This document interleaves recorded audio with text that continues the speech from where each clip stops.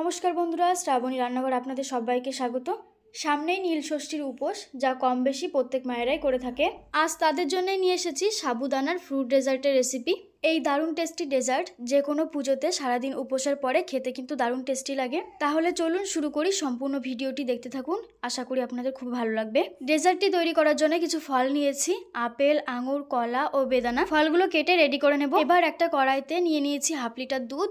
গ্যাসের ফ্লেমটা medium to লোয়ে রেখে দুধটা 5 থেকে 7 মিনিট খুব ভালো করে ফুটিয়ে নেব এবং মাঝে মাঝে খুন্তির সাহায্যে নাড়তে থাকবো। 5 থেকে 7 মিনিটের মতো দুধটা খুব ভালো করে জাল করে নেওয়ার পর এর মধ্যে অ্যাড করে দিলাম চিনি হাফ কাপ। চিনির পরিমাণটা আপনারা নিজেদের স্বাদ অনুসারে বাড়িয়ে কমিয়ে ব্যবহার করবেন। চিনি অ্যাড করার পরে দুধটা আরো কিছুক্ষণ ফুটিয়ে নামিয়ে নিতে হবে। দুধটা কিন্তু বেশ ঘন হয়ে এসছে। দুধটা নামিয়ে আলাদা একটা পাত্রে রেখে দিচ্ছি ঠান্ডা হওয়ার জন্য। এদিকে ফলগুলো কিন্তু কেটে নিয়েছি, চলে যাচ্ছি পরের স্টেপে। একটা কড়াইতে নিয়েছি পরিমাণ মতো জল, এর মধ্যে দিয়ে দিচ্ছি সাবুদানা। আমি কিন্তু এখানে সাবুদানাগুলো আগে থেকে ভেজাইনি, সরাসরি সিদ্ধ করে নিচ্ছি। তবে আপনারা চাইলে সাবুদানাগুলো ভিজিয়ে রেখে তারপরে সিদ্ধ করে নিতে পারেন। গ্যাসের ফ্লেমটা মিডিয়াম টু লোয়ে রেখে সাবুদানাগুলো খুব ভালো করে সিদ্ধ করে নেব। সাবুদানাগুলো মিডিয়াম টু লো ফ্লেমে রেখে 15 মিনিটের মতো সিদ্ধ করে নিলাম। গ্যাসের ফ্লেমটা অফ করে আলাদা একটা পাত্রে সাবুদানাটা নামিয়ে নিয়ে ফিরে আসছি। এদিকে একটা বাটি আর একটা ছাঁকনি রেডি করে নিয়েছি। এবার সাবুদানাগুলো ছাঁকনির মধ্যে দিয়ে সাবুদানাগুলো ছেঁকে নেব এবং জল দিয়ে সাবুদানাটা ধুয়ে নেব। সাবুদানাগুলো ধুয়ে একদম স্বচ্ছ করে নেব। আর এদিকে ধোয়ার কারণে কিন্তু সাবুদানা যে আঠালো একটা ভাব থাকে সেটা আর থাকবে না।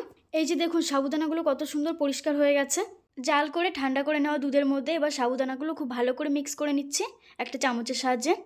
সাবুদানাগুলো দুধের সাথে খুব ভালো করে মিক্স করে নেওয়ার পর এর মধ্যে টুকরো করে কেটে নেওয়া ফলগুলো অ্যাড করে দেব। দিয়ে দিচ্ছি কলা,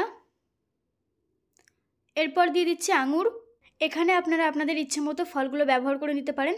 আম ব্যবহার করতে পারেন, স্ট্রবেরি ফল। দিয়ে দিচ্ছি টুকরো করে কেটে নেওয়া আপেল এবং সবশেষের মধ্যে দিয়ে দিচ্ছি বেদানা।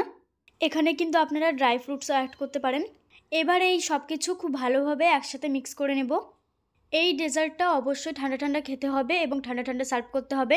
দরকার হলে এটা আগেই তৈরি করে 5 থেকে 6 ঘন্টার মতো ফ্রিজের নর্মাল চেম্বারে রেখে দিতে পারেন। খাওয়ার ঠিক আগে ফ্রিজ থেকে বার করে ঠান্ডা ঠান্ডা পরিবেশন করবেন। আমিও এই ডেজার্টটি ফ্রিজে রেখেছিলাম একটু ঠান্ডা ঠান্ডা করার জন্যে। এখন পরিবেশন করছি।